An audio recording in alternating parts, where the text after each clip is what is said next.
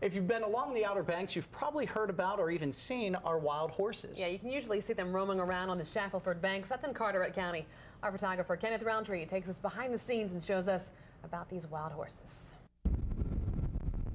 There's lots of opportunities to see the horses on the way to the lighthouse. If you're coming to the lighthouse for any reason, be sure to watch for the horses. They're on a different island. Shackleford Banks, where the horses are, is a different island from South Core Banks, where the lighthouse is. But there are often horses out on the marsh islands on your way to the lighthouse. And the ferry operators will often stop, and if you're in your own boat, you can stop and take the time that you want to look at the horses, photograph them. I recommend binoculars and a zoom lens on your camera to get the best shots. I wish I could tell you where the horses came from specifically. They are living in their natural social structure. On this island, we have a living laboratory of wild horse behaviors or horse behaviors. It's got to be either Dominic or Sebastian. And that's Hallie.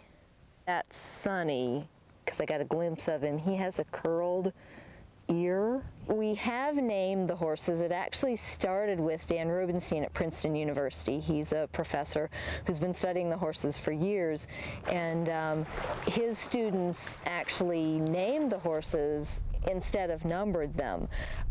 When you're keeping data for large numbers of animals, it's much easier to have some kind of a numbering system. Older females and older males seem to want to just keep their own schedule.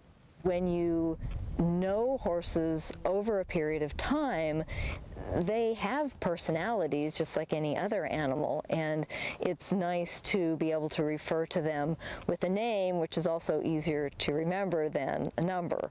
It's a historical place, and then visitors just love it because they get that full panorama view. The horses are managed as wild animals, which means they're not really managed at all, in that on a day-to-day basis all we do is census them. We keep track of relatively on the island where they are, so we don't really know when the first introductions of horses to this area was, but we consider them of tremendous cultural importance because as far as the people who live here are concerned, they've been here for a really long time. Well, so do you have your ticket? Because that Mega Millions jackpot is bigger than ever. It has people everywhere scrambling to buy